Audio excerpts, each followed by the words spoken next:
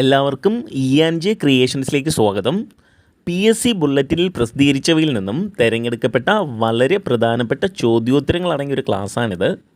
അപ്പോൾ ഈ വീഡിയോ നിങ്ങൾക്ക് റിപ്പീറ്റ് ചെയ്ത് കാണുന്നതിലേക്കായിട്ട് ചാനൽ സബ്സ്ക്രൈബ് ചെയ്യുക. അപ്പോൾ നമുക്ക് ആദ്യത്തെ ചോദ്യത്തിലേക്ക് കിടക്കാം.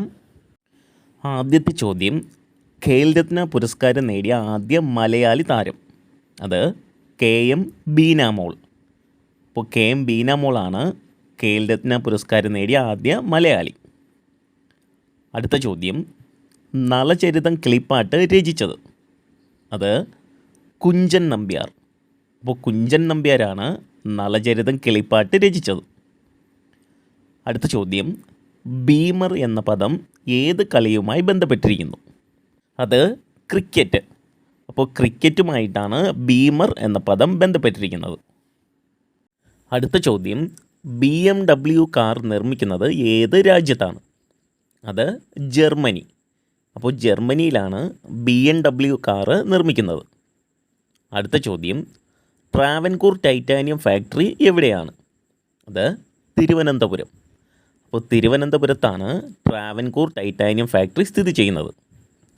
അടുത്ത ചോദ്യം, ഗ്രിഗോറിയൻ കലണ്ടറിലെ ആദ്യ മാസം. അത് ജനുവരി. അപ്പോൾ ജനുവരിയാണ് ഗ്രിഗോറിയൻ കലണ്ടറിലെ ആദ്യത്തെ മാസം. അടുത്ത ചോദ്യം, ബംഗാൾ ഉൾക്കടൽ ഏത് മഹാസമുദ്രത്തിൻ്റെ ഭാഗമാണ്? അത് ഇന്ത്യൻ മഹാസമുദ്രം. അപ്പോൾ ഇന്ത്യൻ മഹാസമുദ്രത്തിൻ്റെ ഭാഗമാണ് ബംഗാൾ ഉൾക്കടൽ. അടുത്ത ചോദ്യം, മനഃശാസ്ത്രത്തിൻ്റെ പിതാവ് എന്നറിയപ്പെടുന്നത്. അത് സിഗ്മണ്ട് ഫ്രോയിഡ്. അപ്പോൾ സിഗ്മണ്ട് ഫ്രോയിഡാണ് മനഃശാസ്ത്രത്തിൻ്റെ പിതാവ് എന്നറിയപ്പെടുന്നത്. അടുത്ത ചോദ്യം, ക്ലാസിക്കൽ ഭാഷാ പദവി നൽകപ്പെട്ട ആദ്യ ഇന്ത്യൻ ഭാഷ. അത് തമിഴ്. അപ്പോൾ തമിഴ് ഭാഷയാണ് ക്ലാസിക്കൽ ഭാഷാ പദവി നൽകപ്പെട്ട ആദ്യ ഇന്ത്യൻ ഭാഷ.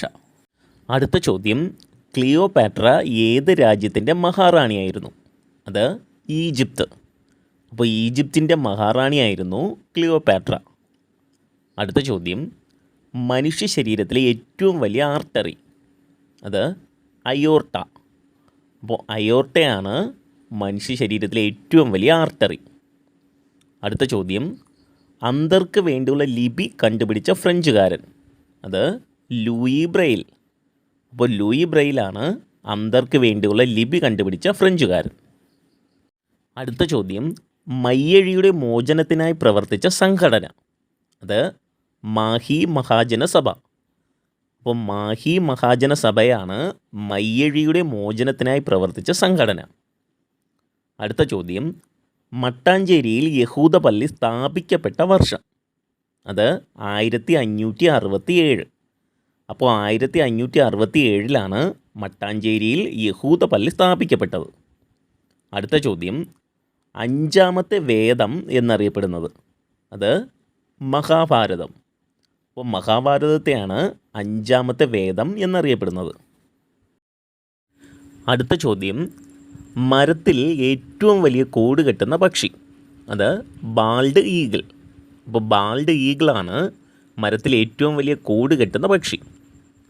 അടുത്ത ചോദ്യം, മരിച്ചവരുടെ കുന്ന് കാണപ്പെടുന്ന സിന്ധു സംസ്കാര കേന്ദ്രം. അത് മോഹൻജദാരോ. അപ്പോൾ മോഹൻജദാരോയിലാണ് മരിച്ചവരുടെ കുന്ന് കാണപ്പെടുന്ന സിന്ധു സംസ്കാര കേന്ദ്രം. അടുത്ത ചോദ്യം, മറാത്ത മാക്യവെല്ലി എന്നറിയപ്പെട്ടത്. അത് നാനാ ഫട്നാവിസ്. അപ്പോൾ നാനാ ഫട്നാവിസാണ് മറാത്ത മാക്യവെല്ലി എന്നറിയപ്പെട്ടത്. അടുത്ത ചോദ്യം, മഴവില്ലിൽ ഏറ്റവും പുറത്തായി കാണപ്പെടുന്ന നിറം. അത് ചുവപ്പ്. അപ്പോൾ ചുവപ്പ് നിറമാണ് മഴവില്ലിൽ ഏറ്റവും പുറത്തായി കാണപ്പെടുന്നത്. അടുത്ത ചോദ്യം, മഹാഭാരതത്തിലെ ഭീമൻ്റെ വിചാരങ്ങൾ അവതരിപ്പിക്കുന്ന MDയുടെ കൃതി.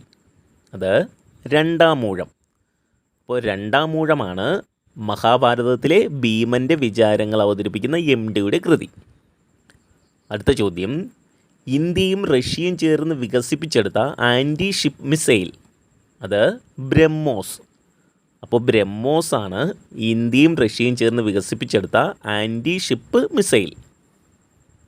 അടുത്ത ചോദ്യം, ആദ്യമായി വിക്ഷേപിച്ച മനുഷ്യനിർമ്മിത ഉപഗ്രഹം. അത് സ്പുട്നിക്. അപ്പോൾ സ്പുട്നിക്കാണ് ആദ്യമായി വിക്ഷേപിച്ച മനുഷ്യനിർമ്മിത ഉപഗ്രഹം. അടുത്ത ചോദ്യം, ഇംഗ്ലീഷ് അക്ഷരമാലയിലെ എസ് ആകൃതിയിൽ കാണപ്പെടുന്ന സമുദ്രം. അത് അറ്റ്ലാന്റിക് സമുദ്രം. അപ്പോൾ അറ്റ്ലാന്റിക് സമുദ്രമാണ് ഇംഗ്ലീഷ് അക്ഷരമാലയിലെ എസ് ആകൃതിയിൽ കാണപ്പെടുന്ന സമുദ്രം. അടുത്ത ചോദ്യം, ഉരകങ്ങളില്ലാത്ത വൻകര.